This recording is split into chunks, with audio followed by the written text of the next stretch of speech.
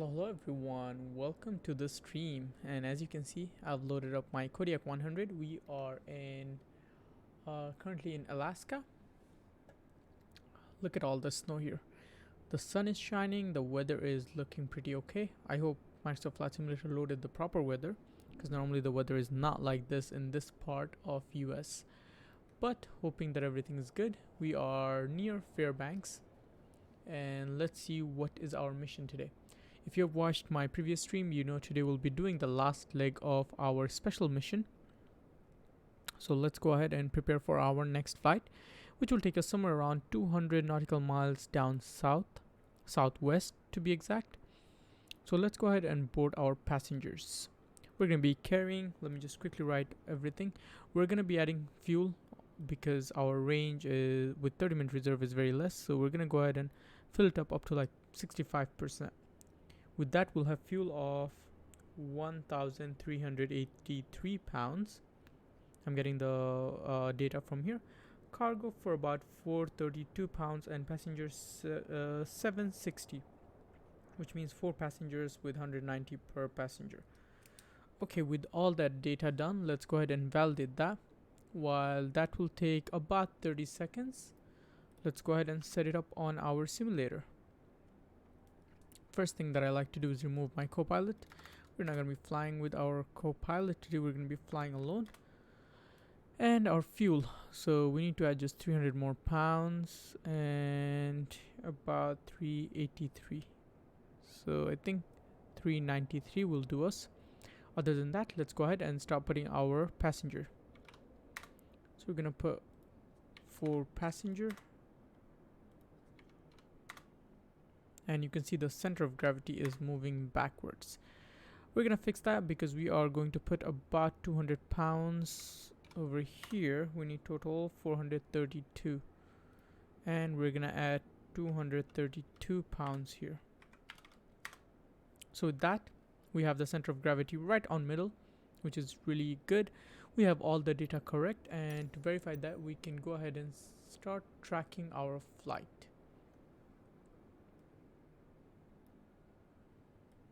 Here you go. Let me just remove this.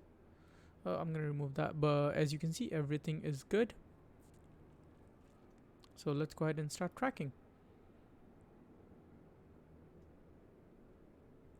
So as our plane is loaded, the next thing that we have to do is simply start our engine and we will head.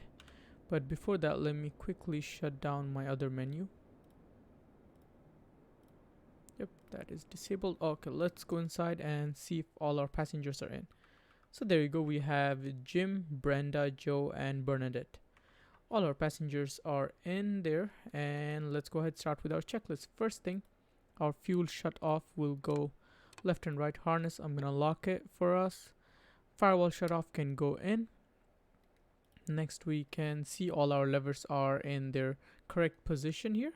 So let's go ahead and turn our master switch and avionics switch. Let me quickly grab my screens for my iPad so I can have them right in front of me. There you go. Next thing we're going to do is we're going to turn on nav light and beacon light, and we are basically ready for engine start. The outside air temperature is -28. I'm going to turn on our engine inlet to bypass because there is snow around. I don't want that going into the engine. With that, let's go ahead and start the engine. Very simple procedure. We're gonna start our auxiliary fuel pump, ignition, and put the starter to low.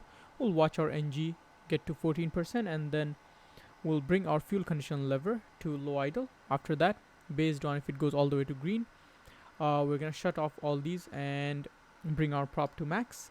And if it doesn't go to green, we're just gonna add a little bit torque to push it, giving it a helping hand to go to green. So let's go ahead. Auxiliary fuel pump on, ignition on, starter goes to low. Watching the NG. 10, 11, 13, there you go. So low idle, fuel condition lever. And let's see what happens here. NG is climbing at a pretty good rate. It might as well just go to green. If it doesn't, we can just introduce some torque. And yeah, there you go. A little bit helping hand, and we have green. So all the switches go off, prop can come to max, and now we're gonna go ahead and turn our generator, alternator, auxiliary bus can come on, and that with that we can turn on our heating or cooling system. I'm gonna set the internal temperature to 29, so everyone's gonna be pretty warm. Okay, we should have our fuel, yeah, I mean oxygen is full, that is good. Now the next thing, let's go ahead and set our flight plan. So for our flight plan, we'll put the FPL button. Let's go to origin. We are in Papa Alpha Foxtrot Bravo. Let's go ahead and put that. Papa Alpha Foxtrot and Bravo. And let's see the weather. It is calm, so we're gonna choose runway 25. We're gonna go ahead, choose runway 25. That should be good. Yeah, it's the runway next to us as well. And for our destination, we are going to choose PAMC. What am I doing there?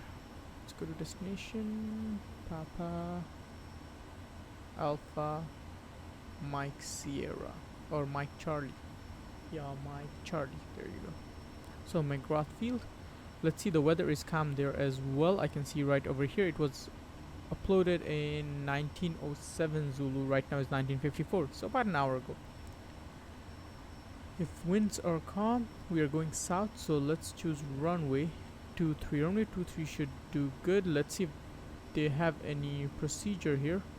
RNAV, nothing for runway 23. We're just gonna add a visual runway straight, and for minimums, I'll choose radio altimeter of 350 feet. We can see much more data from OnAir Airline Manager. Once I load this, I'll show you. But with that, we know our elevation is about 500 feet if final approach fixes about 700 feet. So let's go, before we actually go, let's go ahead on our origin and check the altimeter. Altimeter is 2961. Let's set that 2961. 2961. There you go. Pitot heat can come on. And with that set, let's set our autopilot system. For our cruising altitude, our destination is 236 nautical miles out, and one of the things that I do to see if I really need to fly very high is if I go back. So we don't really have to fly over any mountains or anything like that, which means we can stay at around, I would say for today, what am I feeling like? I think 10,500. 10,500 should do good. So let's go ahead, and 10,500 is set here. We'll choose vertical speed mode to begin with, and 1600. We don't have any mountains, luckily this time. So there you go. Other than that, we are gonna choose heading mode to begin with, and we'll set our heading to runway heading, which should be 250. So let's go ahead and set it to 250 for our runway. And then once we are up, we're gonna decide what to do.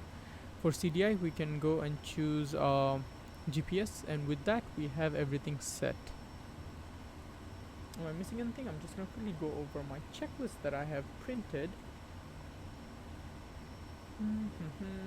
We have our engine started. Altimeter is set.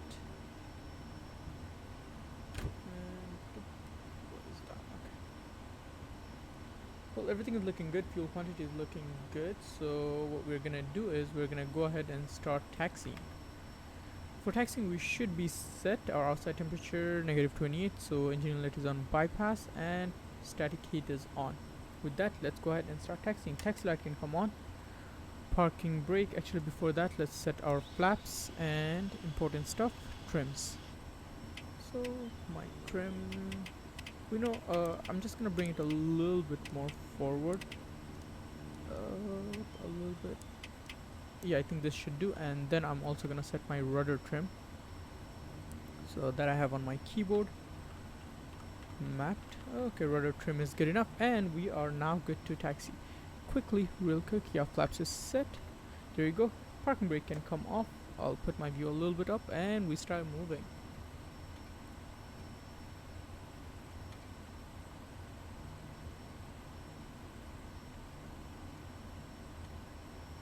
I'll zoom in on my map a little bit. Yeah, we can go all the way, we can take this taxiway. let's find the taxiway somewhere over there. Everything is just white here with snow. So we'll find a taxiway. Is this a taxiway? Faint, yeah, yellow. I can see on my synthetic vision. So we're just gonna follow this. I think this is not a taxiway. Let's follow this for now, and then we'll take a right turn and get on the main taxiway.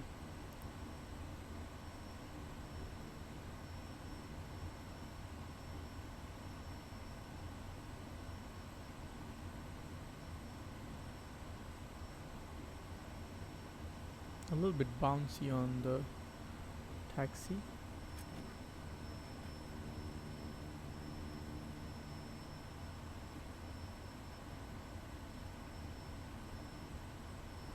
And why there's a light right on center of the taxi way right there.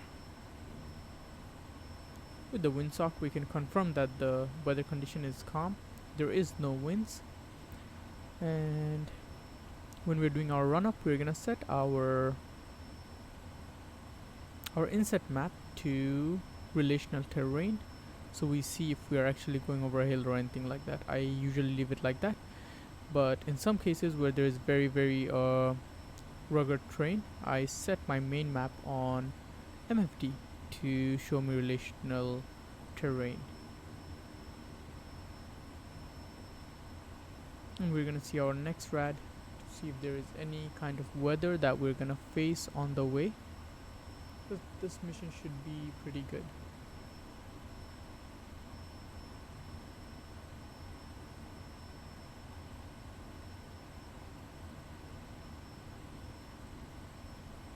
And there you go, we're almost at the holding short point, which should be somewhere over here. Yeah. So we're gonna stop right over here, put our parking brake on.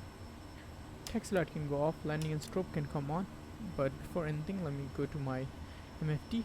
Let's go to bring flight plan, map out, and next rad is on. Seems like we'll have a very clear day.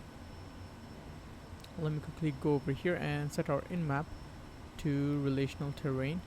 Next rad I don't really need in this one as I have on the other one. So with that, let me go through my run up. So parking brake is set, auxiliary fuel pump can come on. Other than that, harness is good, flaps is set for takeoff, elevator trim, rudder trim is set, all that is good. Inertial separator, engine inlet is on, bypass right now, static heat is on, landing lights and strobe lights are on, fuel condition lever can go to high idle. And with that, we are good to go. So I'm gonna turn off my parking brake and we'll start moving.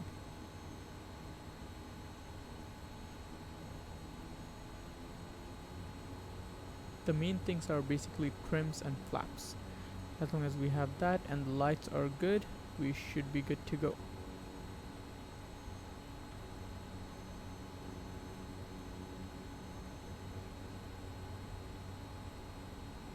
And I have a treat for you later in the stream today. We're gonna check out some PDFs that I set up on my Sky4 Sim NG. Well, hold up, let me just take off here.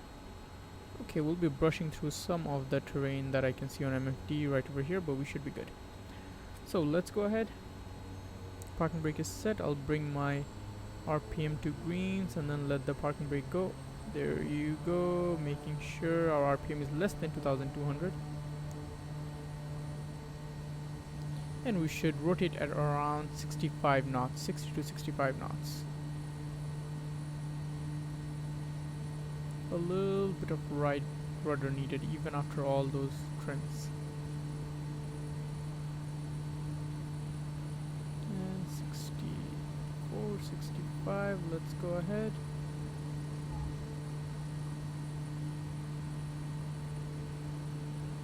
Airborne time off. Auxiliary fuel pump can come off.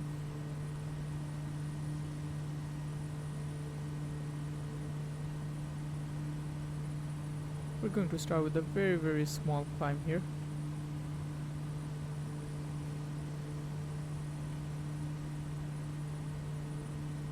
I'll turn on my yaw damper. Seems like we are not really catching up that much of speed. I'll bring my flaps to 10. Don't sink. Don't sink. Okay, I don't know why we're Don't getting sink. that warning, because our speed and everything is good. Okay, flaps fully up. A little bit of unstable start here.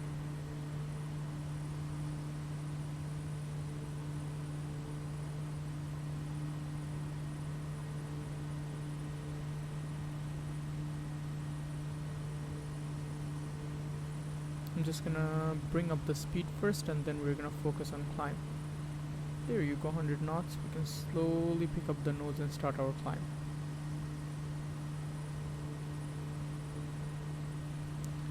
What I'm gonna do is I'm gonna put my engine inlet to normal. That should give us a little bit more torque. And we're up and going. I'm gonna try to reduce my prop here, which will give us a little bit more power as well.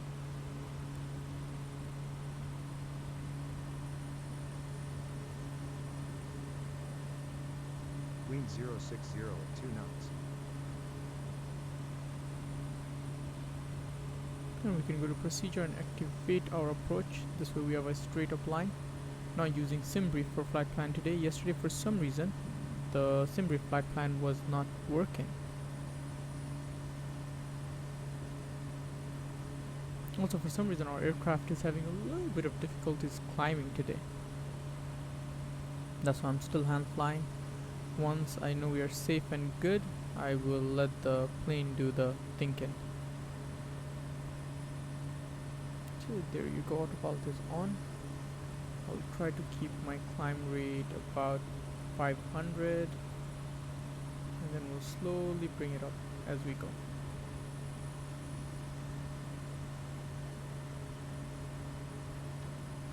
Flaps is fully up. Our prop, I'm gonna bring it to about 2000 RPM. So almost 2000 here.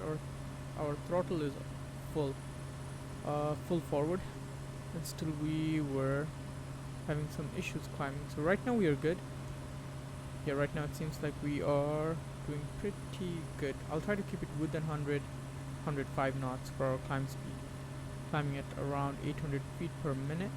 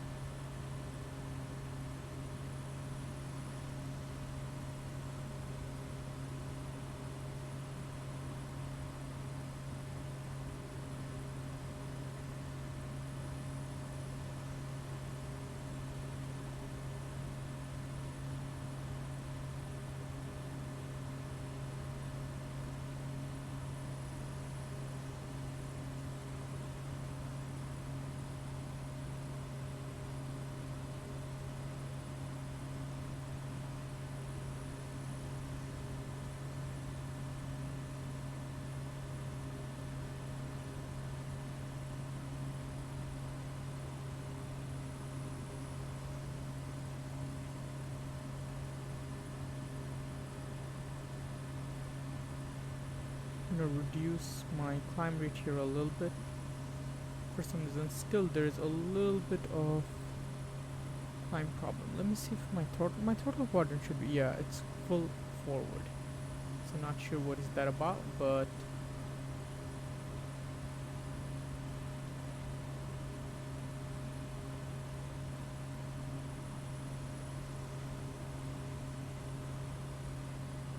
well, right now we are still having, we are still climbing a little bit, so I'll just keep it to about 400 feet and we should be good. There shouldn't be much issues.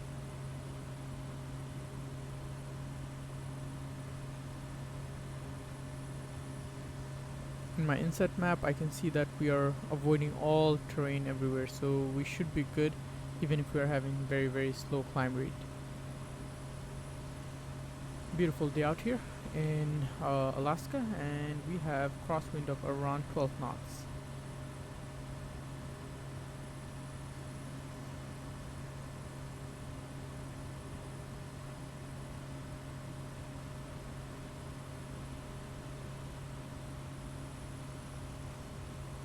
There you go. We have some speed, so we can.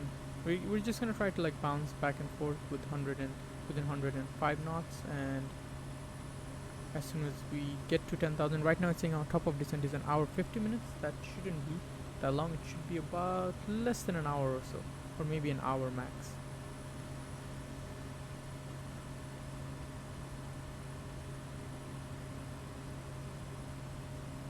Okay, I don't know why that happened, but okay.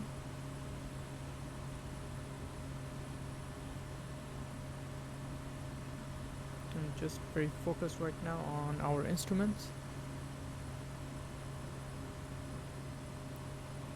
And all my T's and P's are in greens.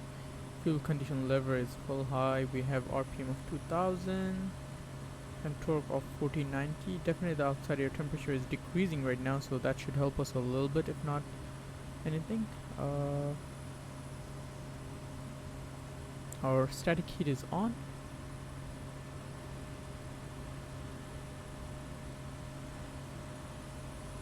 Passengers are pretty content, so that is good. And the view is absolutely gorgeous as always in Alaska. We are almost at, yes, we are crossing 5,000 feet right now.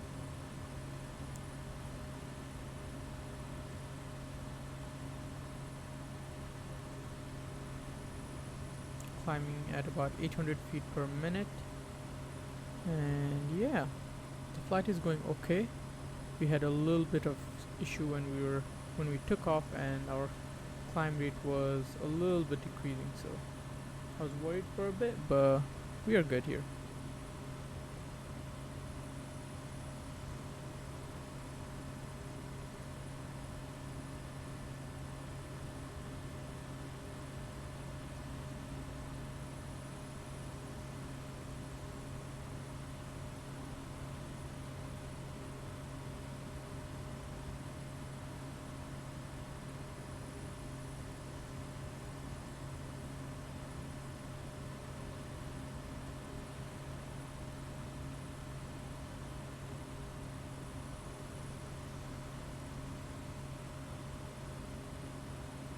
Everything seems to be becoming normal here. I'm glad about that.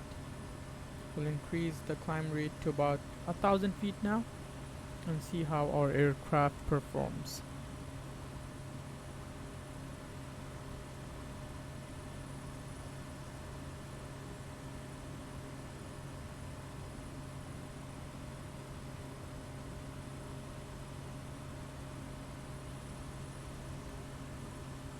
Okay, it seems like we're stably climbing at about 1,000 feet per minute. So that is good. Let me see if my panel can open Skyforce MNG. Yes, it can. So if you've watched my stream yesterday, I was talking about how for these like longer leg flights, I would go ahead and we would see some of the guides. So this is one guide I bought a while ago. Let's open this. It has a little bit of information about let's see if it opens. The quality might not be that good, so I'm gonna try to bring it. Yeah, if you can read here.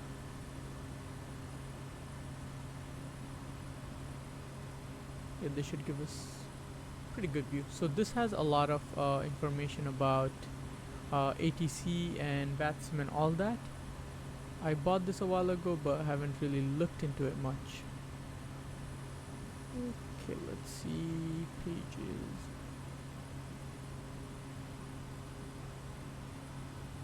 Go back just to see the contents of the pages. Yeah, so this has a lot of abbreviations and information about radio communication basically. Just checking my instrument one more time. We're decreasing a little bit of speed, so I'm going to go back to climbing at 800 feet per minute. I'll bring this back once we're cruising normally, but as of right now, just keeping my eye on few things here. We're almost at 8,000 feet, so shouldn't be too bad. We have headwind right now, and the outside temperature is -15. But we're doing good right now, I think. Yeah, we're climbing at almost 100 knots. at 800 feet per minute, and we're just about 2000 feet below our cruising altitude of 10,500.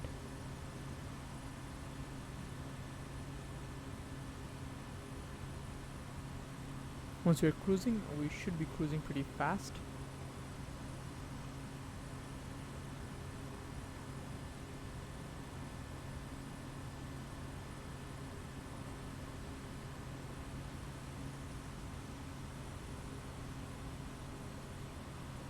We can see on our MFD here, there's a little bit of weather around over here, but nothing on us. And throughout our journey, there should be no weather. So no rain, no huge, dark, scary clouds. And we are increasing speed now, so that is good. Just about 1,000 feet below our cruising altitude.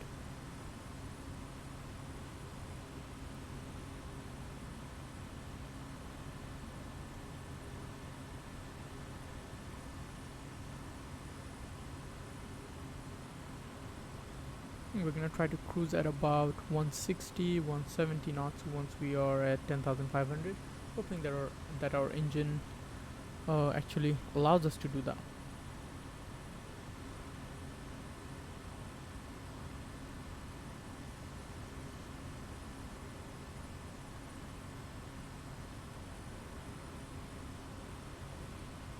Let's go outside for a bit and check. Yeah, there you go. Our tail number is November 4459er Sierra.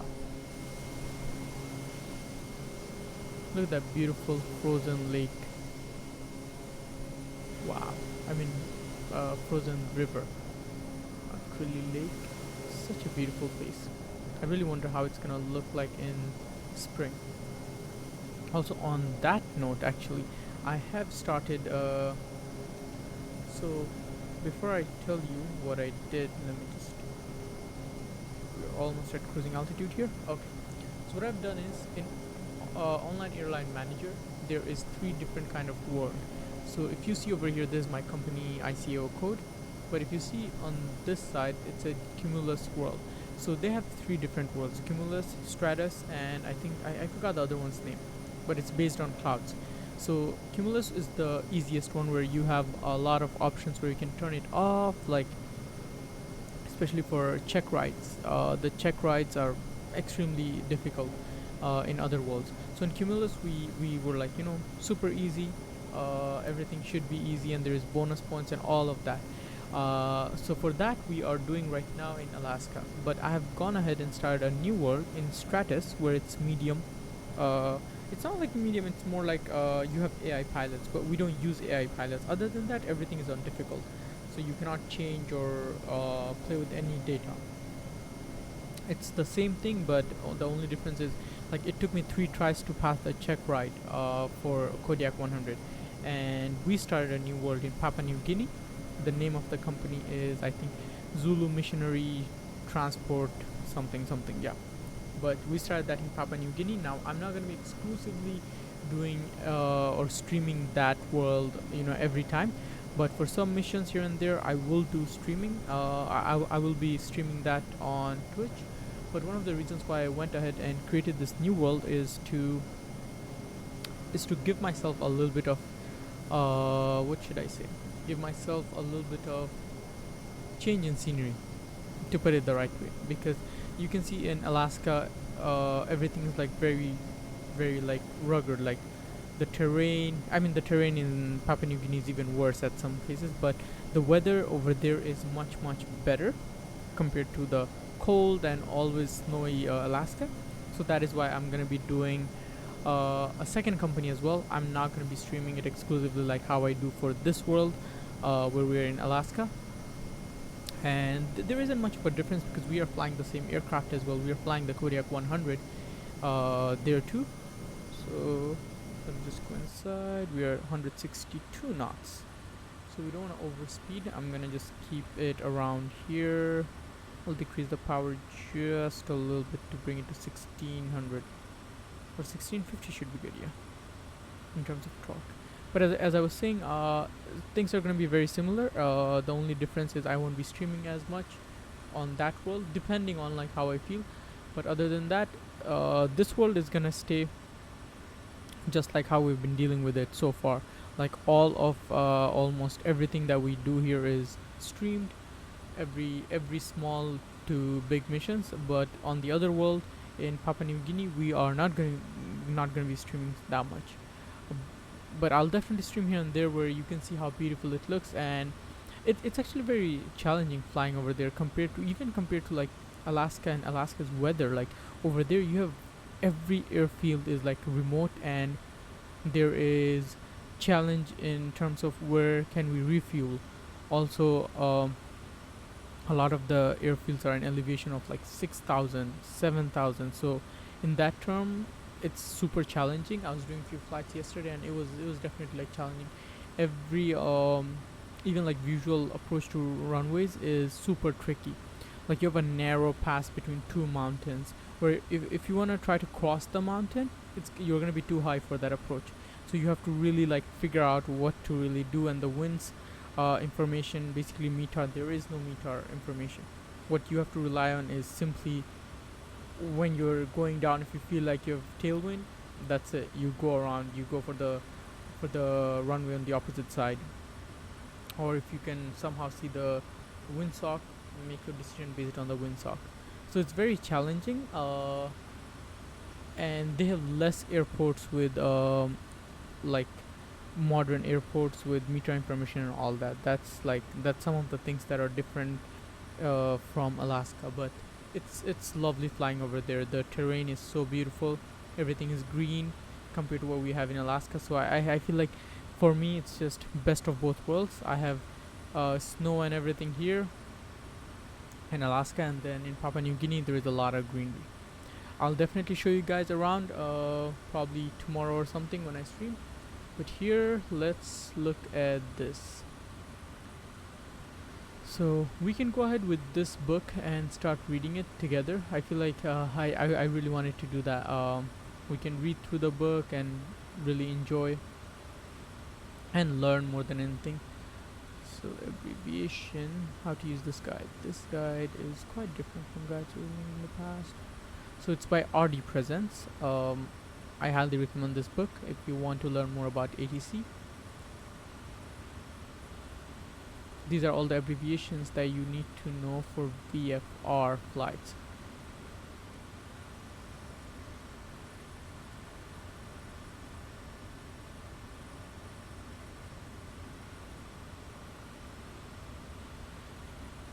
Yeah, let's go ahead and see how many abbreviations do we really know.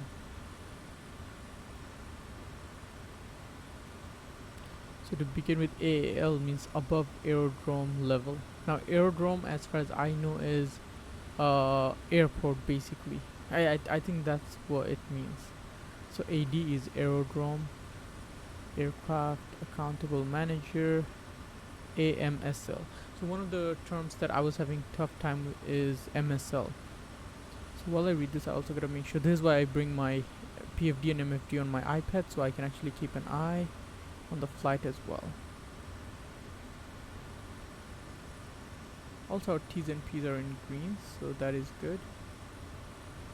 Yep, back here.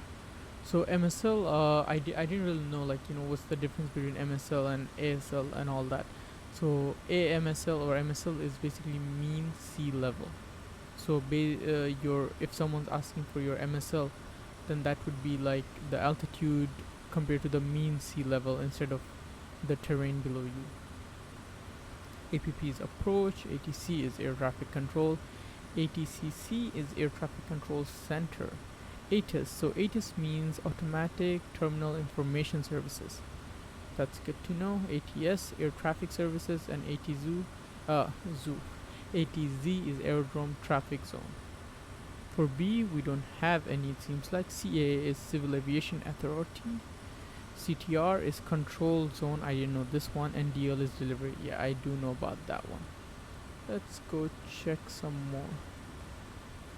So EET is estimated elapsed time. Now this is for VFR, so we might not have ETE and all that.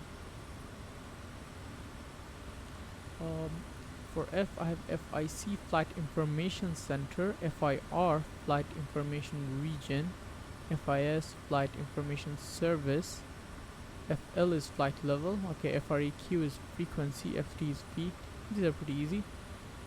GMT is Greenwich Mean Time, GND is ground, that is good. IFR instrument flight rules, ILS is instrument landing system, and IMC is instrument meteorological conditions. So IMC, now this is something that is very interesting because a few days ago I was going through one of the flights and one of the apps I use, it said that the airport that I'm heading to is an IMC right now. I was like, what is IMC? And then I did some search and I figured that if an airport is IMC or the condition is IMC, it's basically like it's no VFR. You basically have to use your instruments at that point. It could be because of bad weather, clouds, and a bunch of other stuff. Going forward, nothing for J, and for K we have knots, easy, L nothing, and M. MAG is magnetic, MHC is megahertz, MIL is military, and MSL is mean sea level. As I was telling you before. Let's go to the next page. And for NDB is non-directional radio beacon. Now the information that I know about NDBs is that the FAA is no longer providing services for NDB, and the moment any one of them goes bad, they're not going to replace it, they're not going to fix it. It's basically non-operational because NDB is, at least what I heard from, is a very old technology for instrument flying, I think. Yeah. NM is nautical miles. Nice. No sig is no significant change. I think that comes from METAR informations. Yeah. O and P nothing. Q. So these I'm not sure what, but we'll have to see the chapters. Once again, this book is more for ATC communication, which I'm trying to get better at. Let's go to R. REFIS is Regional Flight Information Service. That's good. RMZ, Radio Mandatory Zone. So let's select Class Bravo or something like that. RT is Radio Telephony. Don't know when are we gonna use that. And RVR, yeah, these are two, like, so RVR is runway visual range. Very important when you're flying VFR.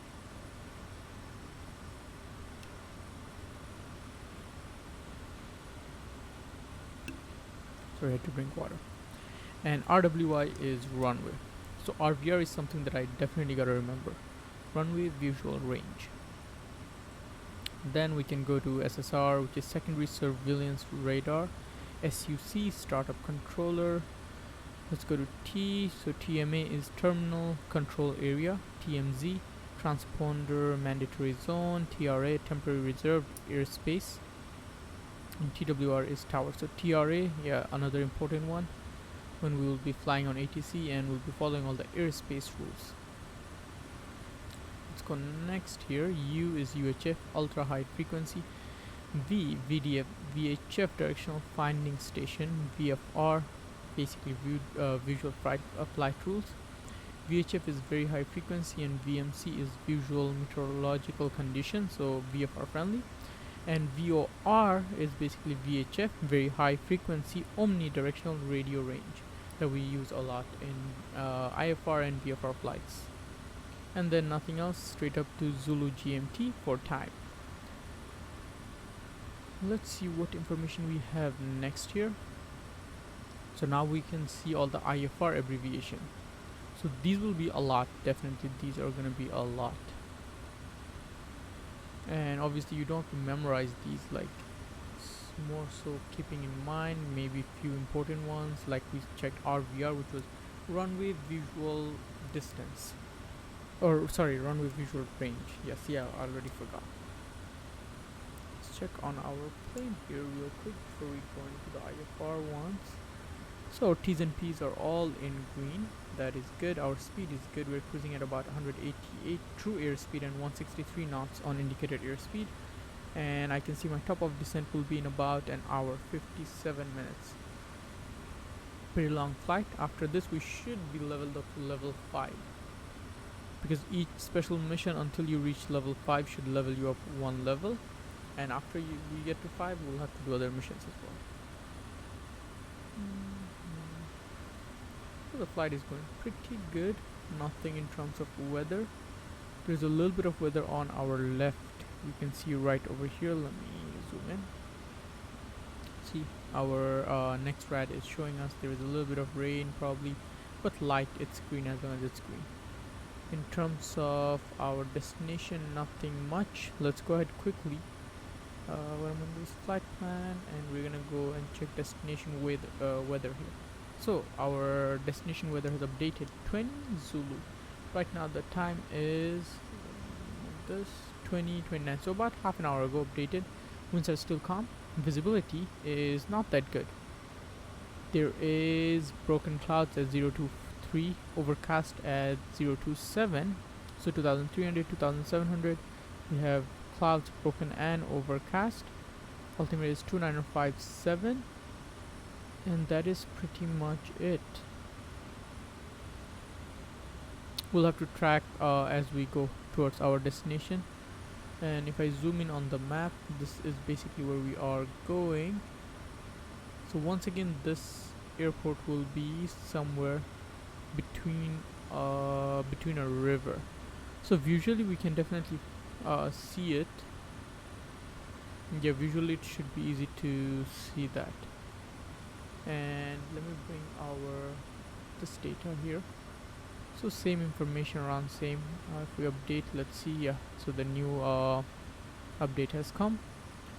Base cloud is 2300, overcast as we checked. And if we go to our destination here, let's go to aerial view and let's see how the airport actually looks. A little bit broken here, but seems like it shouldn't be too bad. There is paved runway at least. Airport size is 2 and elevation is 343. Not bad. So we're gonna be joining the visual somewhere around over here, and then we'll be straight up for the runway.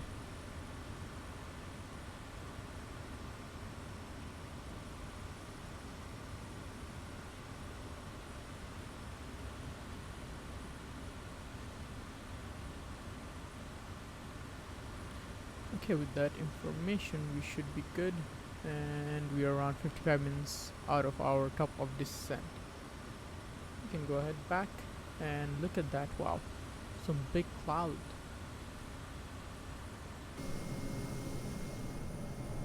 Yep, that entire area is covered with clouds. I mean, we can definitely gain altitude if we want to, but it should be fine as long as there isn't terrible turbulence. Increase my power. My power is almost on full, so nothing really changes.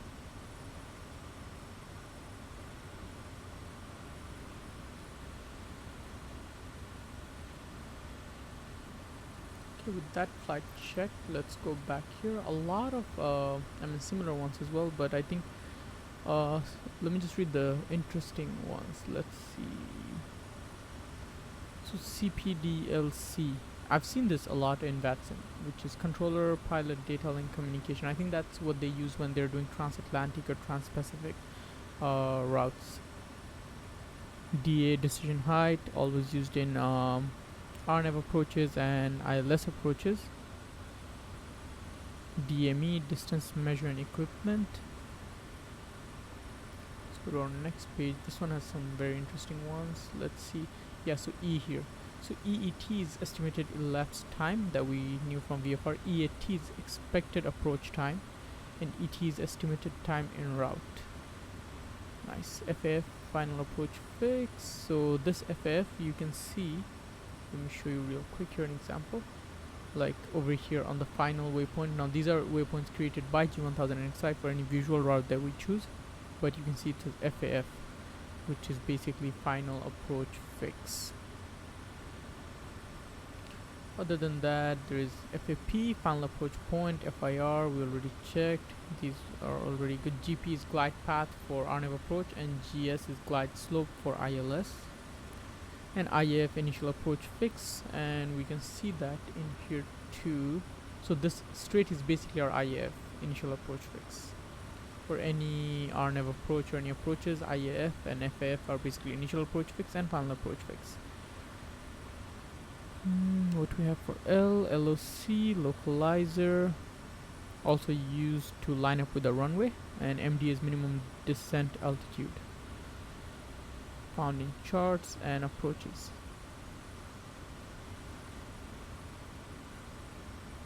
One more outer marker that is used for ILS approaches, and here you go RFL, requested flight level, and RNAV. So RNAV basically means area navigation.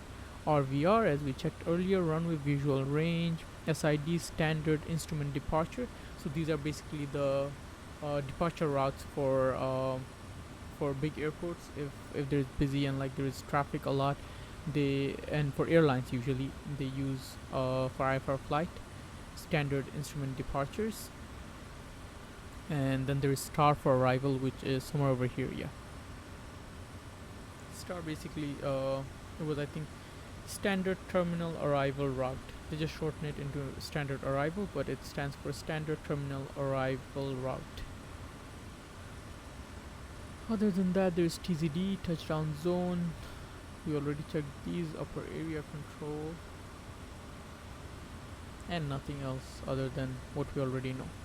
So let's go to next pages. These are the phonetic alphabets, the Alpha, Bravo, Charlie, Delta, and all these alphabets that are used in aviation and in other, I think, military stuff.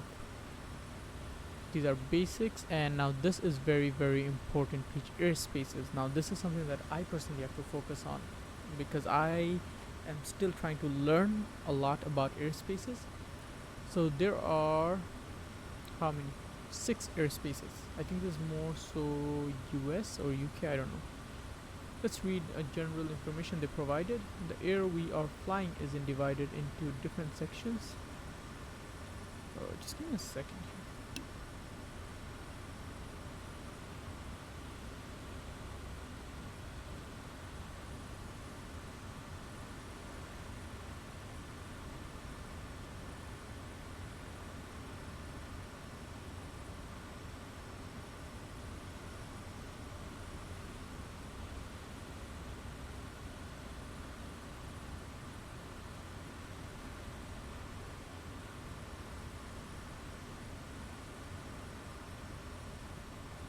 Sorry about that, I had to check something real quick, so let's go ahead and read some information about airspaces.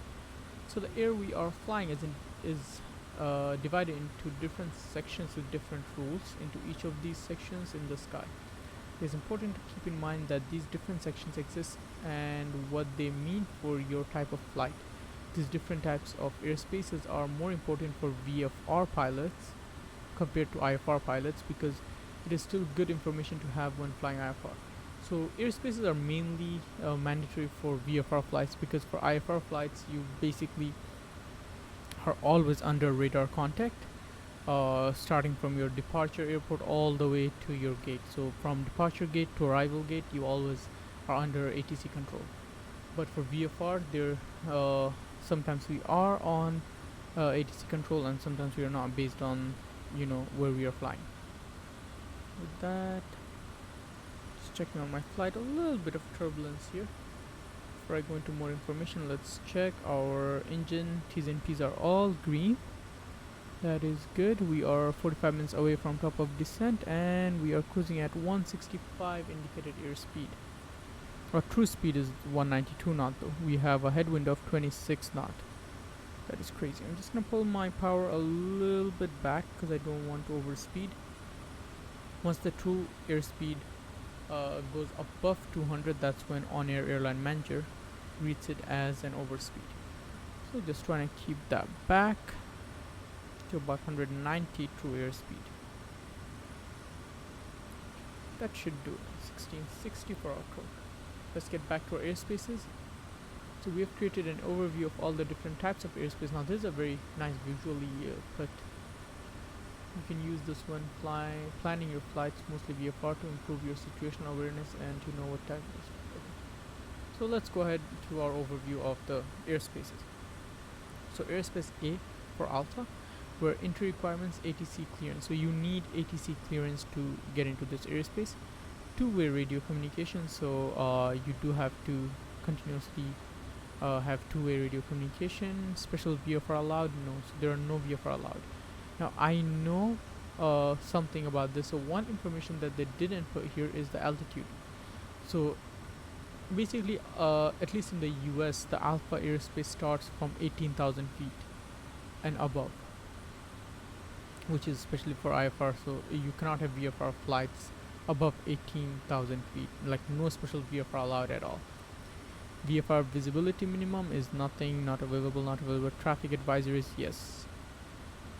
Then let's come to the B, Bravo airspace. You do need ATC clearance, so there has to be, like, they has to clearly tell you that you are allowed into the Bravo airspace. If that is not clearly communicated, you are not allowed.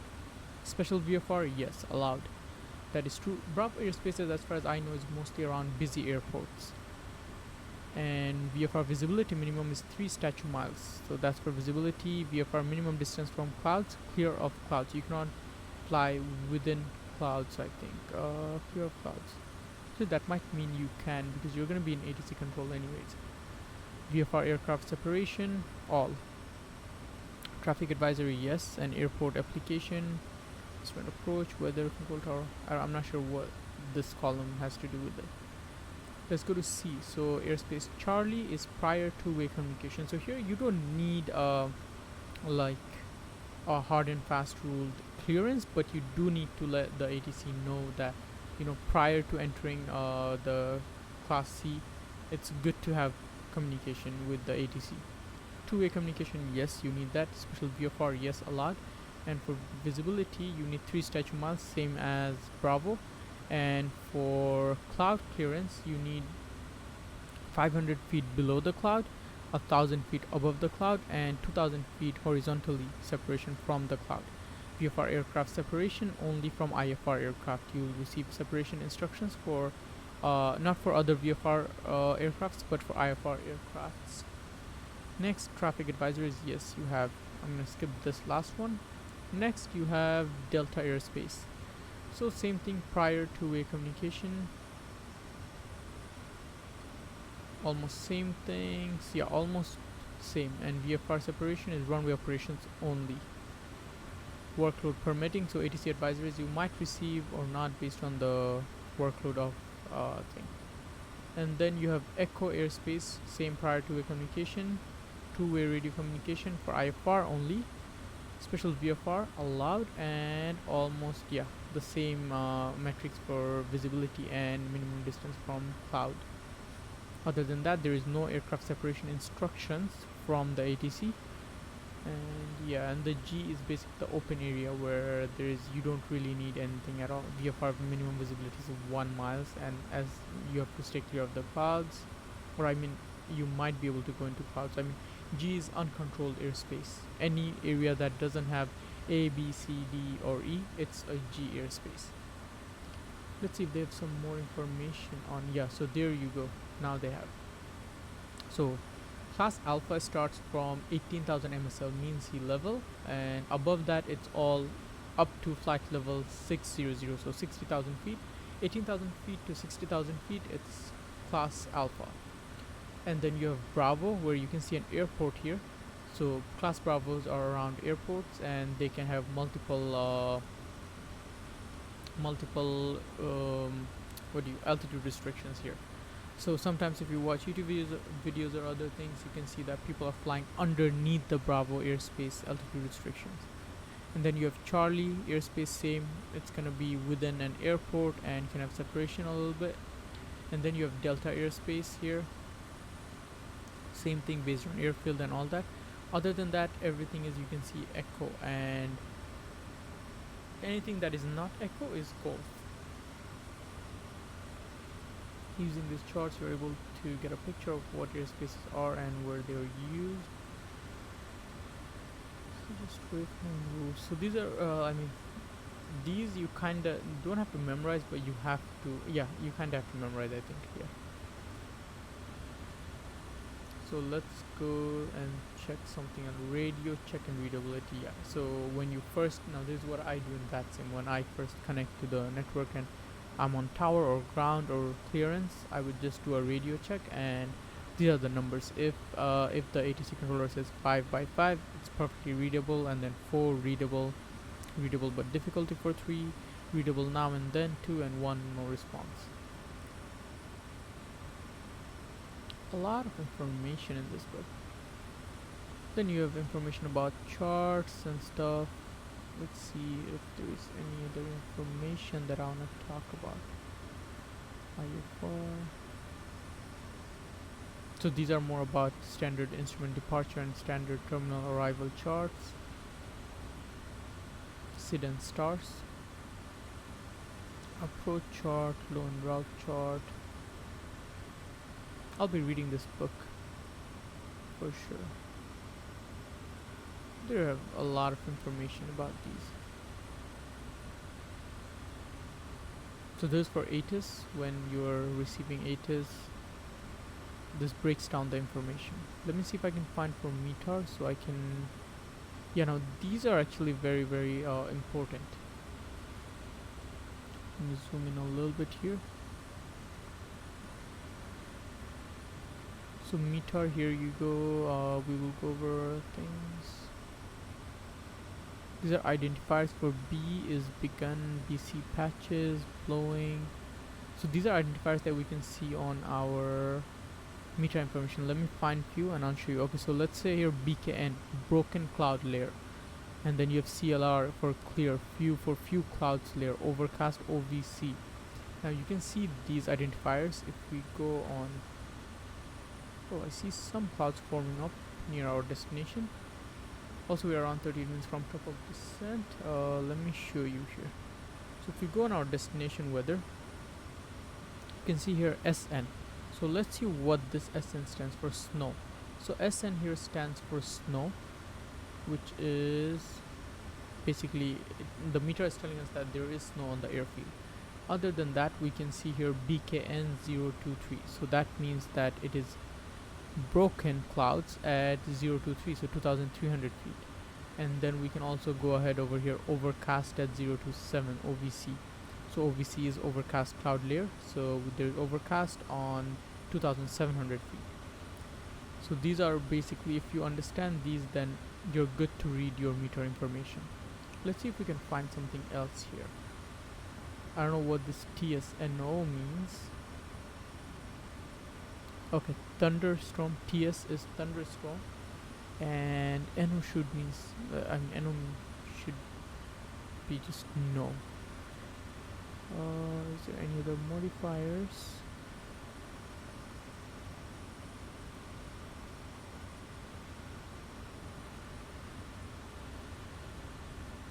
So this probably means that there is no thunderstorm. Thunderstorm. Yeah. Let's see if there's any other information. Okay, other. There you go. NO, yeah, not available. Okay, thunderstorm probably not available here. There's so much information even with this simple meter. And A basically means altimeter, that I know. RMK, remark. Right here, remark A02. Probably some other information. A0, AO. What does AO mean? Let's try to go back and figure that out.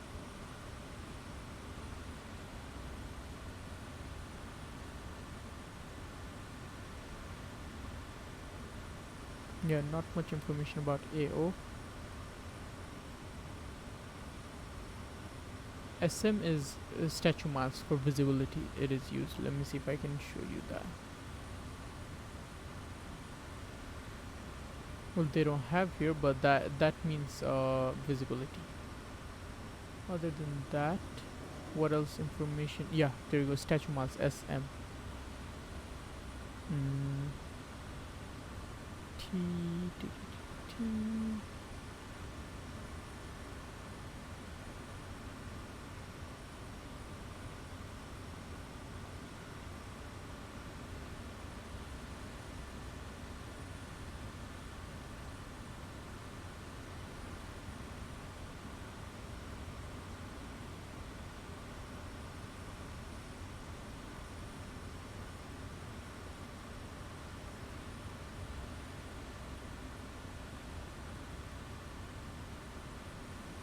This is probably air temperature, I think. Yeah, it should be air temperature.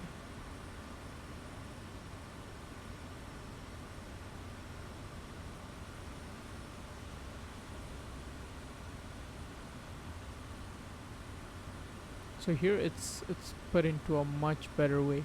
So these are A cars, another way of I mean basically another layout for ATIS information. Let me get out of here. We're 34 minutes away from top of descent and a lot of clouds in front of us. Let me just quickly check if everything is good with the flight. There's a little bit of turbulence right now.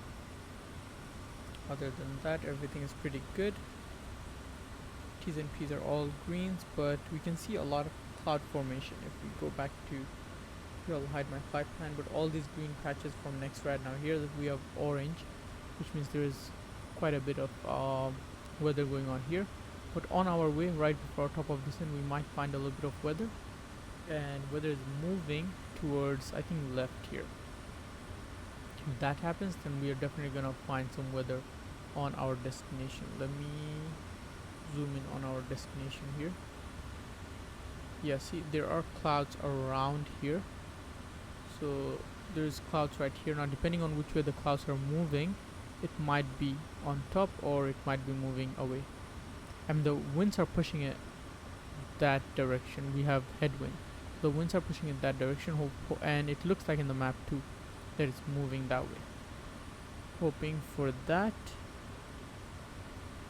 There is a little bit of clouds, and there is now this is scary because it's orange, which means that there are pretty bad.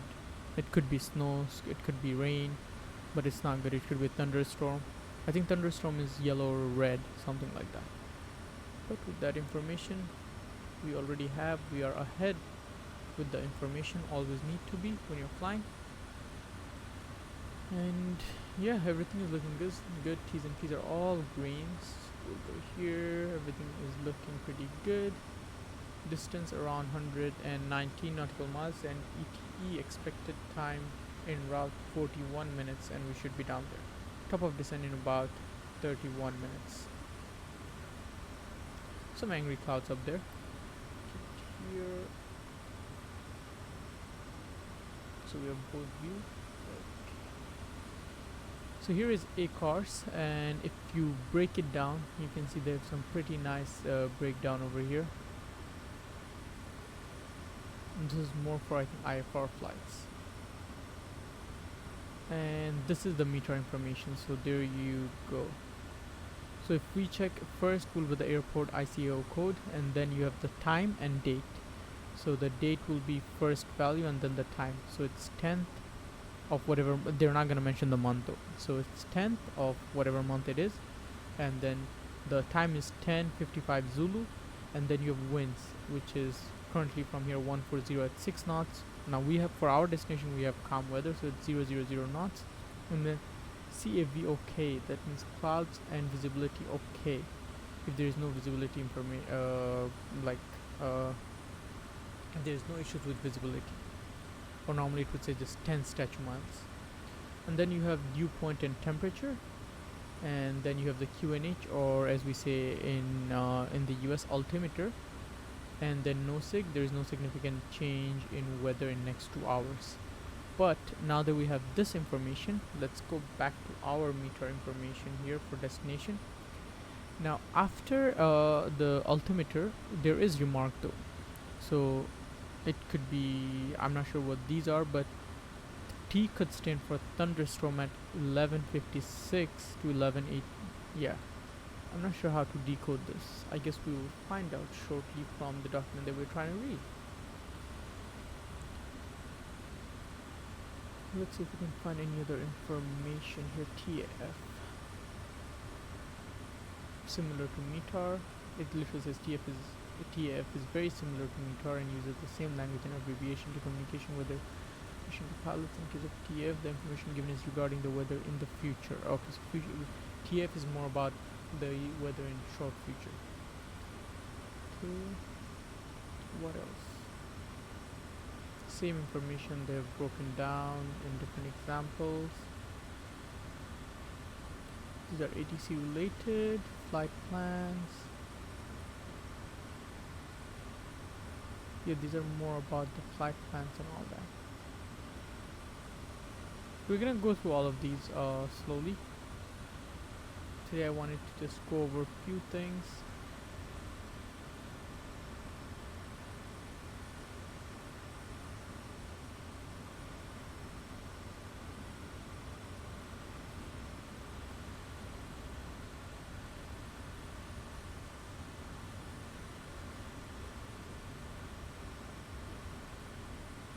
Let's see what's up here.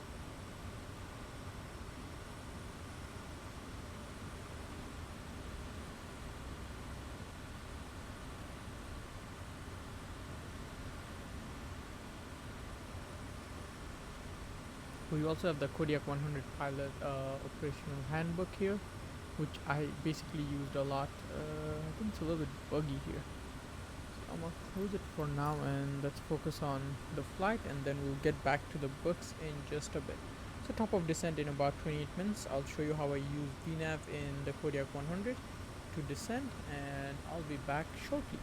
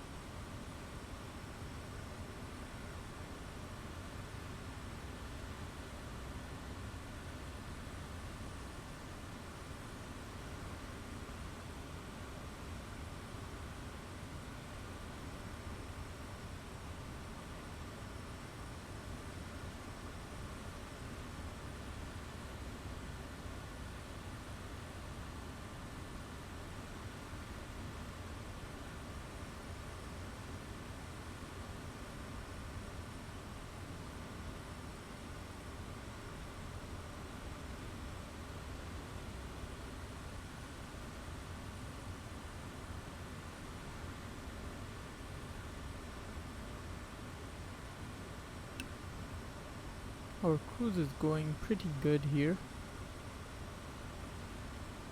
Going through some clouds.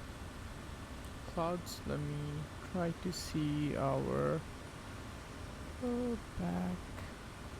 Actually, yeah, it's here. So let's see our weather radar. Currently it is off, so we're going to put it to weather. And if we check our range, there is going to be in about 60 nautical miles. There might be on our path. To confirm that, we can go back and turn on the vertical one, and yes, there will be some right on our path, as you can see. Maybe a little bit below us, or maybe not. But that will come in about 60 nautical miles.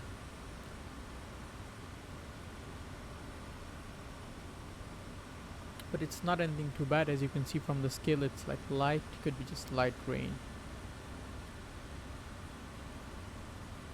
This will give us a better idea.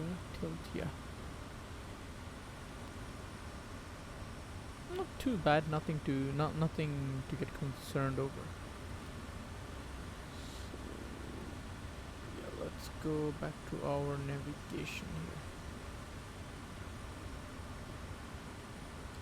here. Okay, as we can see, our destination weather is slowly changing. Let's see if there is any new METAR available for destination weather. 2032, yes, there is an update. Winds are still good. Overcast 2300. So right now we don't have broken clouds, but rather it's more overcast, and we can definitely see that overcast cloud right here. The only concern here is I don't want these clouds as they're moving.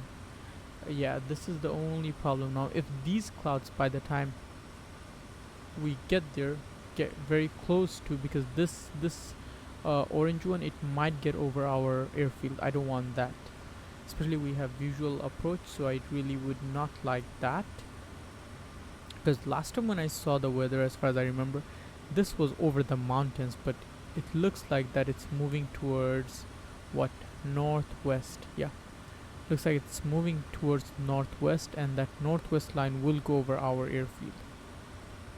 So a little bit concerned here, but let's see, as we get closer and closer, we're gonna have a better idea. Also, if you guys remember, we start from Red Devil, so our first for this level of mission, for level 4 special mission, we start from Merrill and we came to Red Devil, and then from Red Devil we had to fly all the way to Fairbanks, and now look at that, we're getting closer to Red Devil one more time.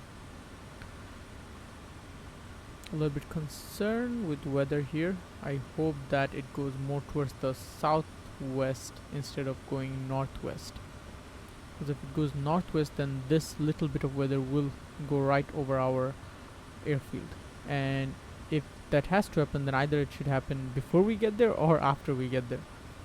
For visual approach, I would rather like a clear day, and even with overcast, like at 2300, it's still not too good, but can't complain compared to what might be coming. So good thing we checked here. It's 2032 Zulu, and right now the time is 21 Zulu, so this is just about 30 minutes ago. Well, with that in our mind, we will proceed in our course, hoping that this doesn't move right over here by the time we get there. Race against time. Yeah, not time against race. Well, visually we can see it's pretty okay. We have a lot of clouds on our right, but straight on it should be okay.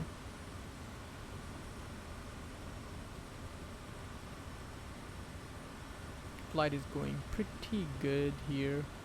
Temperature is stabilized at 29 degrees Celsius, and everything is looking pretty good here.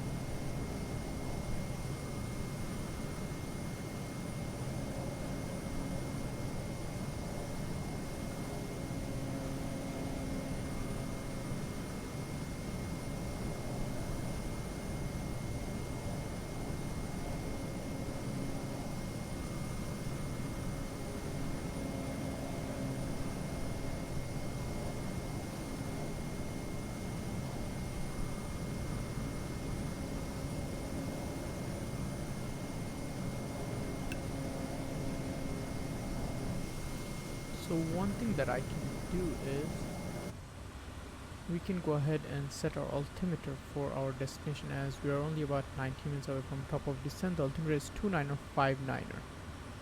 So let's go back here. 2959er. there you go, altimeter is set.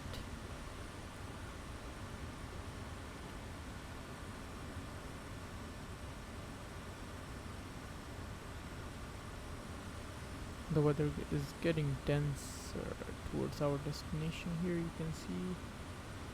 Look at that. That does not look good at all. But thankfully it's actually going towards south, it looks like. Yep, it does look like it's going towards south, so hopefully it is going to be clear.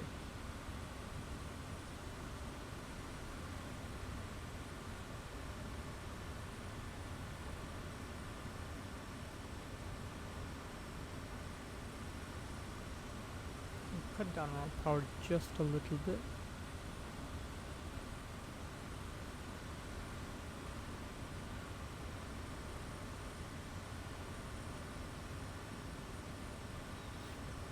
We are 18 minutes away from our top of descent. Once we are 10 minutes away from our top of descent, I will go ahead and set my VNAV profile to descent, which basically is setting in the altitude below than where we are right now, and then just pressing the VNAV button. It should be simple. Constantly just monitoring the weather situation, especially because we are not using any RNAV approach, which is not even available for our destination airport. So we are kind of forced to do a visual for runway 23. The winds are calm, so we don't really have to change any runway or anything.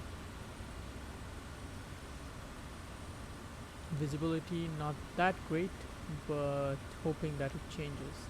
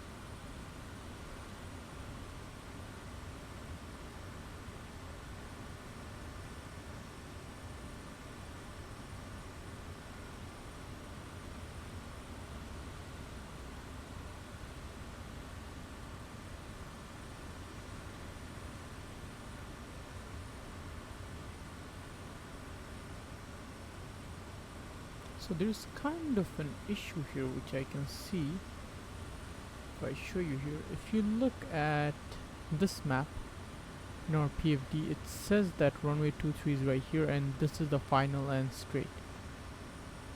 But problem is, if you look over here, I don't know how updated this map is. This is not runway, okay, runway 34 and runway 160. I don't know which airport data they have here. Very interesting. In the road view, I mean, you can't even see anything, but that is a little bit concerning here, because yeah, I just realized it. Because if we go here and if we even zoom in into our runway 23, simply like, I don't even know what it is.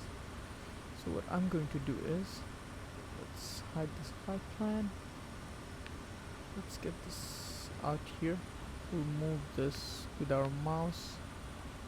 I couldn't map this button to anything in my loop deck. So we're gonna go here a little bit to the right, a little bit down, and then we'll zoom in.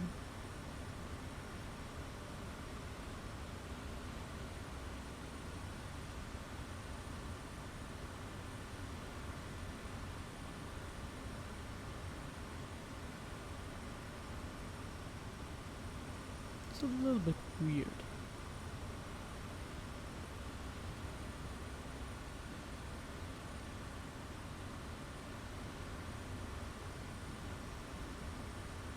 And there are no charts or anything anyways that can help us look at it. So I think we'll have to decide when we get there. And look at that weather. That is not looking good at all. The red dots are thunderstorms. Not looking good at all. That weather is getting worse and worse. Yeah.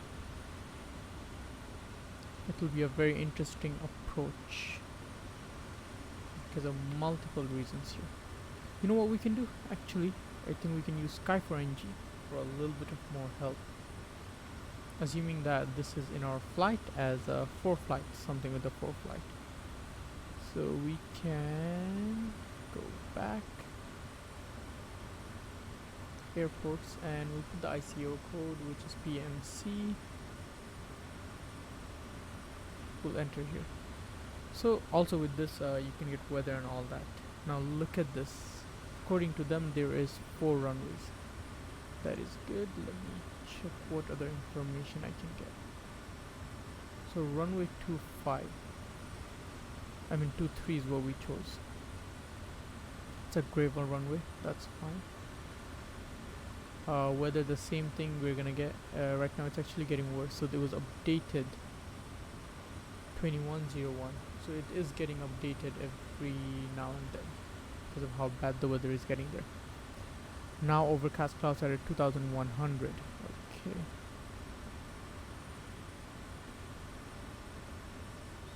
I'm trying to see. I think we have to set a flight plan for that. So let's go put a flight plan, and yeah, you can also use this to create flight plans. PAMC. Enter. Set as arrival. And so if it's using the Bing data, it is basically still same and it's not updated at all. And our G1000 data is showing something different as well. Let me see in other. I think this is that runway, yeah. So this is that gravel runway that we are looking at. So you know what I'm gonna do? Just because I know that the weather is really bad, we're gonna go ahead and choose a different runway here because this is longer as well. Oh, I don't know what I did there. Okay, so this runway is longer as well, so let's see what runway it is. Probably runway 16. Yeah, now it makes sense. 0523 and runway 16. So what we're gonna do is we're gonna go ahead. Good thing I made that decision actually. We'll go to procedure and select approach. Let's see. So they have RNAV for runway 16. Why not we just take that? Take the initial approach fix, fly course to reversal at. We have to fly a reversal course. Let's see, yeah. So now it seems like we updated it and we are heading towards dense cloud, but at least we have an RNAV approach.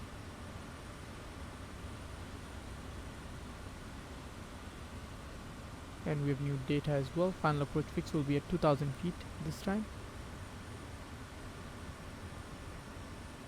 The weather is slowly getting bad. So good thing we did all of that searching because we know the weather, the winds are calm, so we can choose whatever runway that we want to. So based on that, we chose runway 16, which is longer runway. Let me see if the weather layer shows us anything important here. Just zoom out a little bit. Let's go weather, show layer, nothing really. So yeah, what we decided is we are gonna land on this runway 16 instead of the other one. Bing doesn't even have enough data, the Bing Maps doesn't even have enough data on the runway, so we're gonna stay on this one. So runway 16 and 34 here.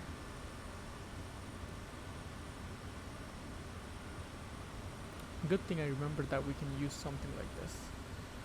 And our new top of descent is in 13 minutes.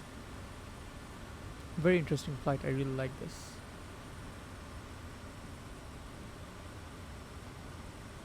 Let's see what else we can do in terms of flight plan.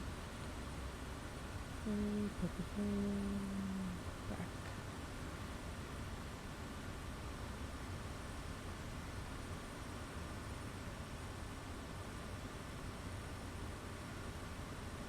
Oh, there is a descent planner as well. That is pretty neat. Wow, that is very, very neat actually. I need to start using this more often. These are the flights that we did using this add-on. Also, if you use NeoFly, they have a built-in NeoFly system here. But yeah, this is pretty good that I figured what runway and all that to take. So here's the weather thing. I don't know why it's not showing much on this area when we can see on our G1000. But yeah, we got that help. Look at that. Those angry clouds that we're heading towards.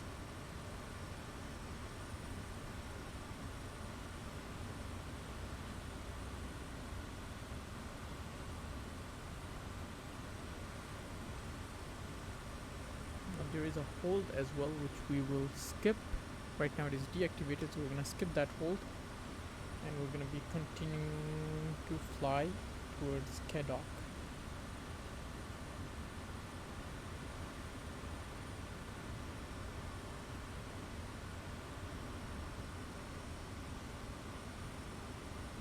The reversal course.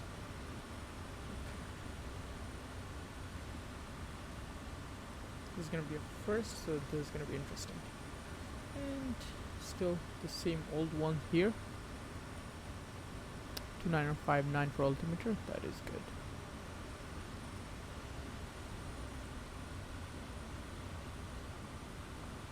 I guess this will be the last flight I do today in at least this Alaska world of OnAir Airline Manager.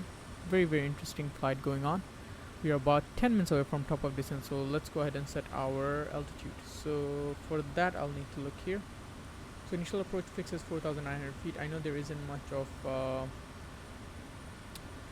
high level terrain, so we can go ahead and set our final approach fix altitude, even though it's not going to go below 4,900 when we get there, so it's good to just set our final approach fix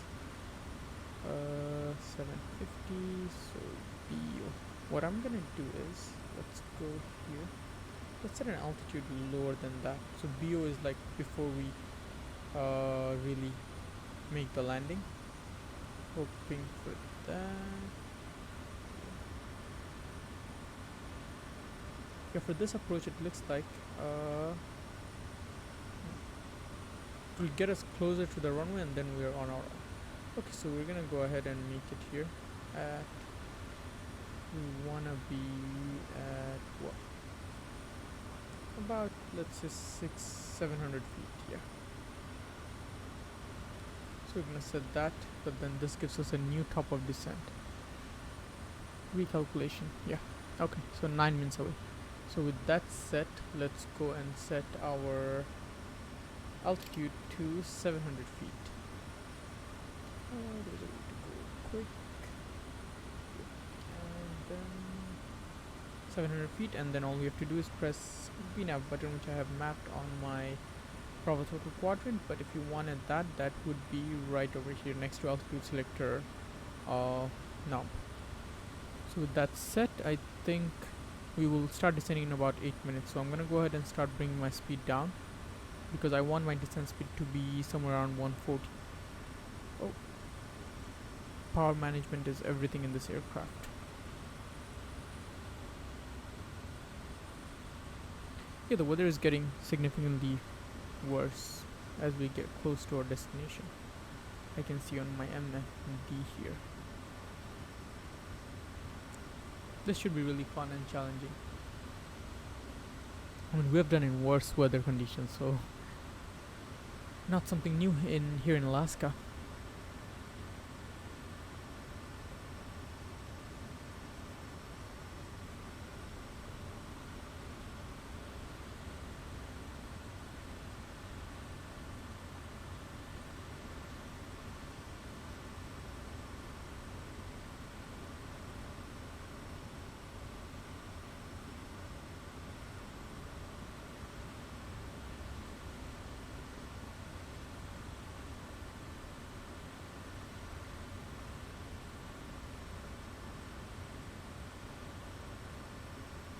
So just to give an idea, look at these clouds in front of us.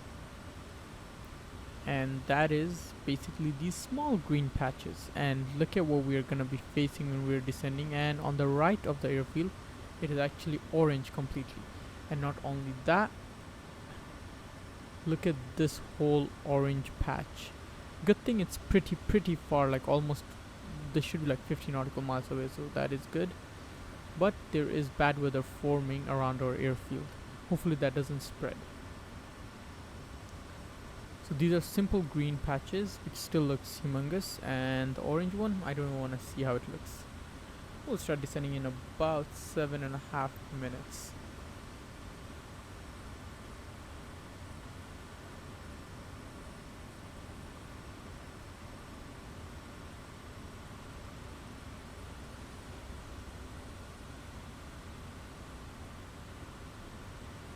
And our alternate airport that we have assigned is almost around, what I would say, 100 nautical miles away from our destination. So I do not want to divert. We don't have to, hopefully.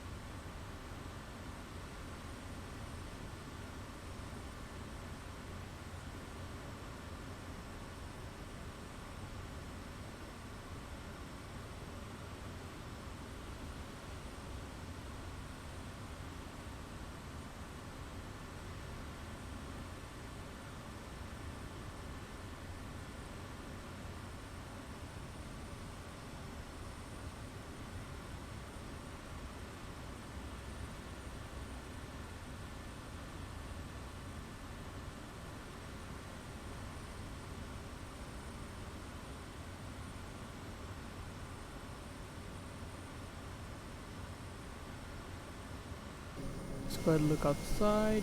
Beaming sun. Beautiful, beautiful, and we are just surrounded with huge clouds everywhere.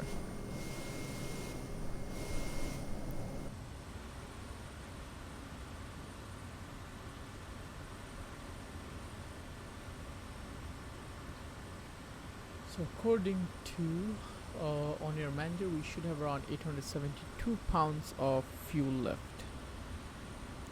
Let's check on that real quick. Engine and lean, 874. Yeah, so there's a difference of 3 pounds, usually 2 to 3 pounds. That's what I've noticed, so we are good on that as well. Go ahead one more time, check our destination METAR. No update, 2032 Zulu. Winds are good. Overcast at 2300. Look at these cloud formation everywhere. Wow. Very scary business going down there. Yeah, but it's gonna get pretty bad in about like an hour or something. So, top of descent about 3.5 minutes away. We're gonna stay within 160 knots, and once we start descending, about 140 to max 145. And then as we get closer to our bottom of descent or our initial approach fix, we'll bring that down to 130 knots. The slower the approach, the better it goes.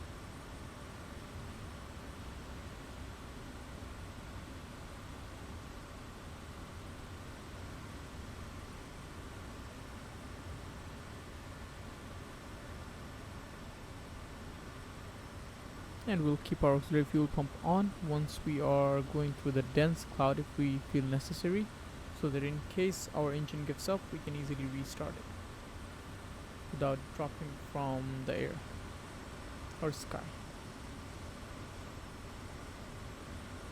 All our passengers are actually looking good here. Let's see, Jim is smiling, Bernadette is smiling, Brenda is good as well, and Joe is always smiling as with his fancy hat. That looks very, very pretty.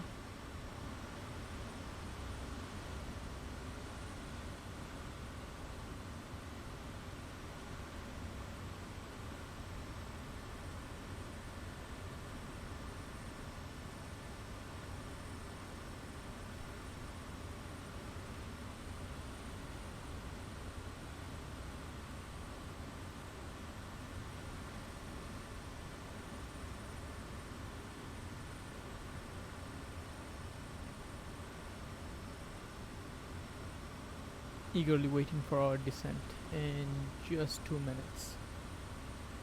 This is going to be a very interesting approach, and let's see. I mean, I'm pretty sure it's going to go well. There won't be too many events. It's just a little bit overcast. Other than that, everything is good.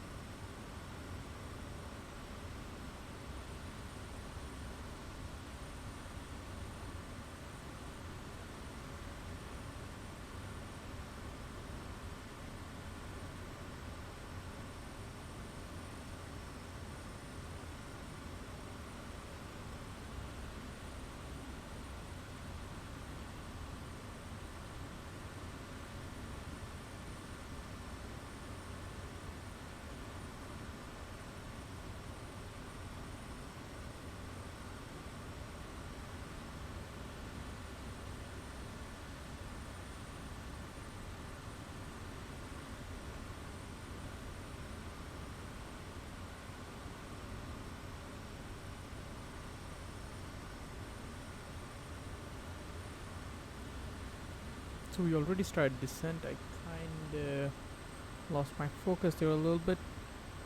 So we're gonna bring down the speed, and our bottom of descent is gonna be in 5.5 minutes. Not bad. So we're gonna get to our initial approach fix in about 5.5 minutes.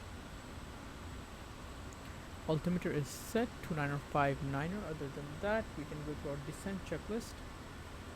So static heat is on, inertial separator, we don't need that as of right now. Approach procedure, we have checked it and it is activated, and landing lights are already on. Power as desired and altimeter is set. So with all that, we should be good with our descent. At least our initial descent. Try to stay within 140 knots here as best as we can. And our airport should be somewhere around our 10 o'clock.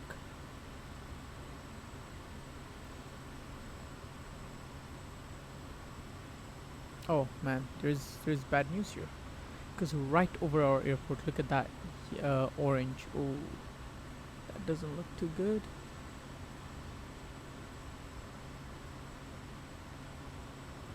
those orange clouds. Now looking good. Let's see if there's any update on 2101 Zulu 2960 altimeter change. Other than that, overcast onto the 2100. That's also gonna get updated because it doesn't look too good here. So right on top of our airport, that is crazy.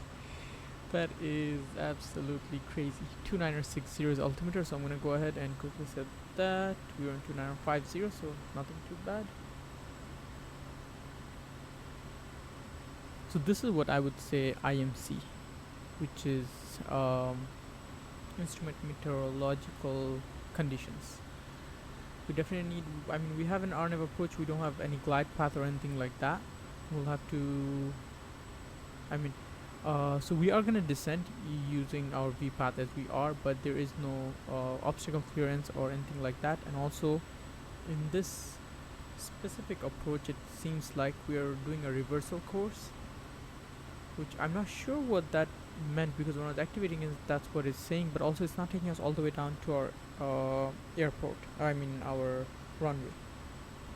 So by that time, right after final approach fix, we're going to be on our own to hand flight, hoping that that yellow cloud moves from our airport. Right now it is right there, so hopefully by the time we get there it should be good, and I'll be back.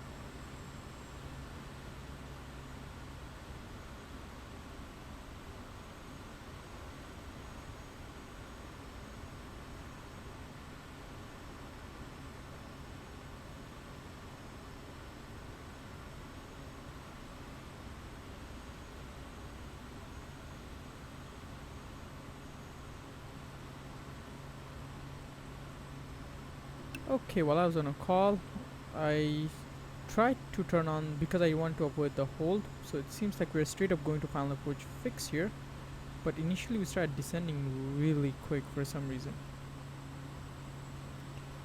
And I'm gonna bring my power back up. We're gonna bring our RPM all the way forward. Prop. Okay, and I'm gonna go ahead and turn on my auxiliary fuel pump as well. Shortly, we're also gonna turn off the yaw damper.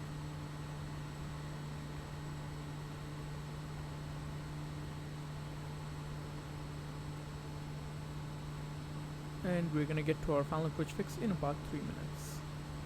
Speed is okay, I'm just gonna bring it up just a little bit. And the weather, it seems like it is clearing up. Not clearing up, but at least, yeah. So the orange clouds are not in a cluster anymore. And it seems like it's disappearing slowly. So all of that is good. And obviously we're gonna go ahead and take things on our hand the moment hopefully we can see the runway by the time we're in a final approach fix. Based on the meter information that I received the winds are, okay, there is wind 130, which is actually so good because we chose runway 16 and right now there is winds. And altimeter is 2962, so workload increase right before we descend. And other than that, everything else is looking good. The meter was updated 4 minutes ago and I'm checking this on OnAir Airline Manager. So things have changed.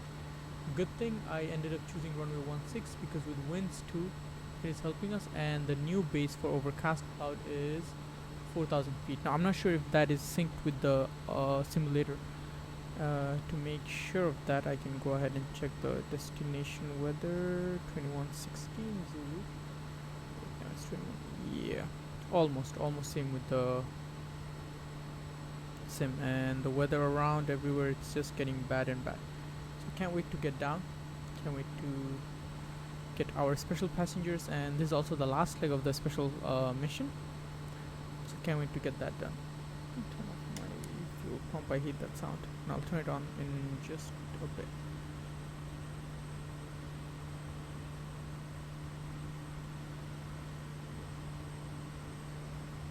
So the new base is about 4,000. Hopefully once we descend down to nearly 2,000, things are gonna look good.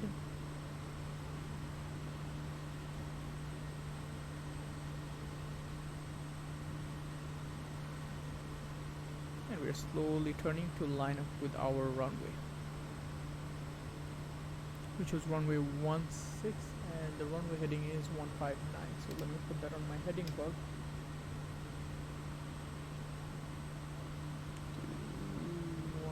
159. There you go. All of that's set.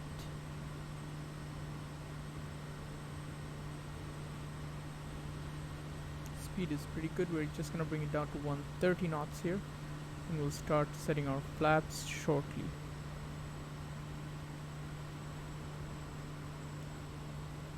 So final descent checklist. Auxiliary fuel pump, I'll just turn it on now, and it seems like once we get below this cloud layer, which is at around 3,800 feet, we should be clear. In the PFD, there is a little bit of orange cloud formation once again. In terms of our inset map, we are clear of almost all the hills, and like there are no high elevated terrain around us.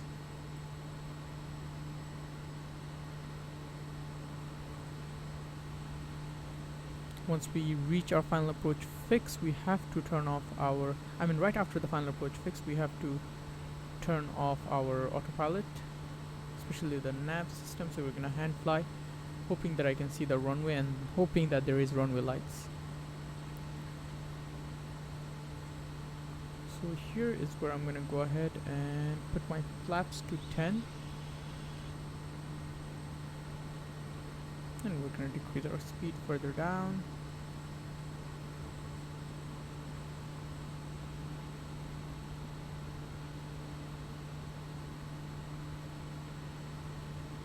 We're facing around 36 knots of wind, straight head-on wind. That is absolutely nasty. And still nothing cleared, so it seems like the weather information, yeah, the weather is constantly changing, so we can't really do anything about it there. We have a little bit of more time we can spend here.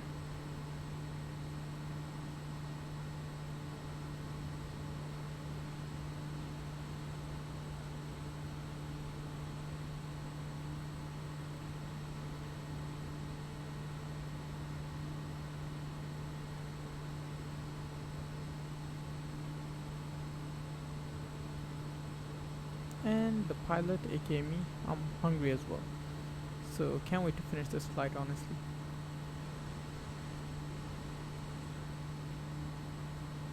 Nothing, no clarity or visibility straight ahead. Just gonna keep my map zoomed in. So we can go all the way in front of the runway, which is the waypoint BOH. And for some reason, the altitude was removed from that. That's interesting. Which means I'm gonna go ahead quickly try to solve that issue. So we're gonna keep it at around 700 here. Enter. Okay. There we go. That is set. So we can continue our descent after we get there. And also on our inset map, we can see we're about 2,000 feet. Oh, actually, radio altimeter tells us we're around 1,700 feet above. I'm gonna decrease my speed furthermore and get ready to set my flaps.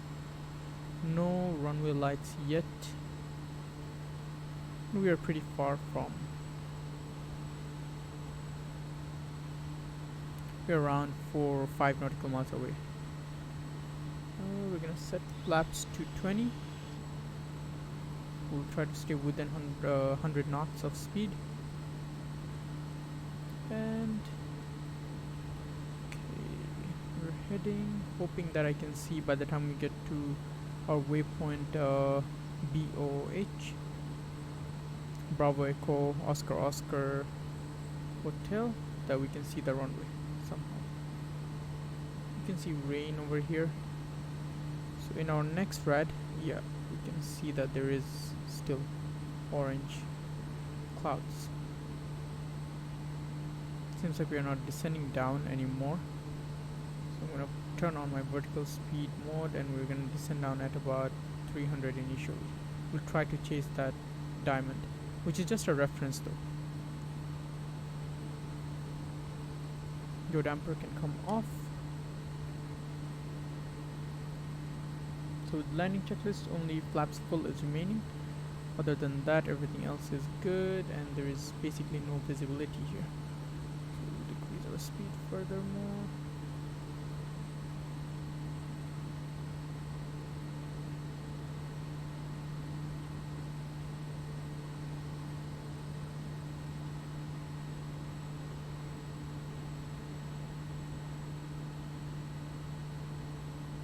A little bit of ground below us.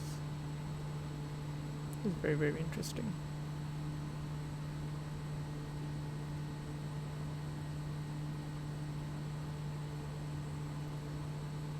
As long as we stay at 700 feet, by the time we get there, we should be good.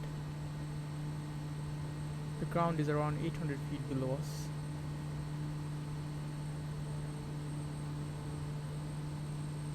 If I see that we're like only 500 feet above the ground, I'm gonna stop and hand fly, keeping the diamond as a reference.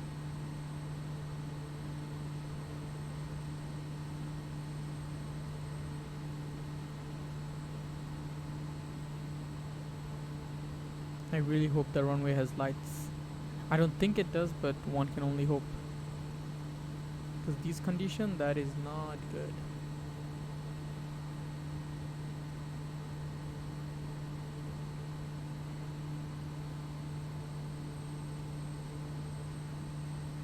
And soon we have to turn off our nav, so our heading mode can come on shortly. So there you go, heading mode on. 500. And we're only 500 feet above the ground. Still no sign of the runway. I'm gonna go ahead, set my full flaps on, hoping that I can see something as we go down. And autopilot has gone off. Still nothing. I really can't see anything in front of me. Oh, there you see. Oh, okay. I can see a little bit of light here. Not sure which one is the runway and which one is the taxiway.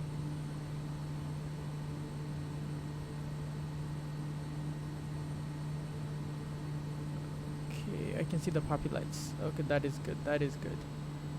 Holy, that got me really worried. but I'm glad we made it here. Only thing remaining is landing, but that was that was something. Okay, we're good with altitude.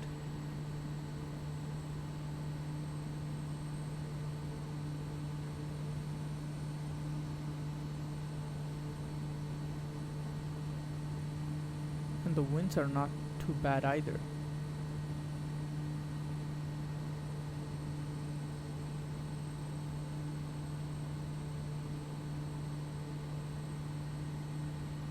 Landing time logged. There you go, we landed. We're gonna use the reverser here. Flaps can go up. Auxiliary fuel pump can go off, and normal. Gonna apply the brakes here. Man, that was very interesting, honestly. But it was so fun. Look at that, the reverser kicks the plane back, and as you can note, this aircraft turns in a dime, so easy turning. There you go. And then we're gonna take the taxiway in front of us, which once I zoom I can see better. Wow, that was something. That was really I'm happy that we ended up seeing the runway. It could have been really bad, and the landing was not bad at all. It was registered, I can see on OnAir Manager, it was registered as a soft landing, negative 93. So that's basically 93 feet per minute we were dropping. I mean, at the end I just pulled out my power because we were gliding for a bit. Good points are we were on the center when we touched down, but later once we touched down, it made sense that we went a little bit to the right. Okay, here is where we're gonna take a right turn. I'll bring my fuel condition lever to low idle. Taxi light can come on, landing and strobe can go off. I am so happy that we made it here, because the weather just took a turn. Wow, look at that. Weather is getting worse and worse. So happy we ended up making it, and so happy that I chose runway 16 instead of runway 25, or I think it was 22. That would have been really bad. It's a very small thin runway. It's basically gravel.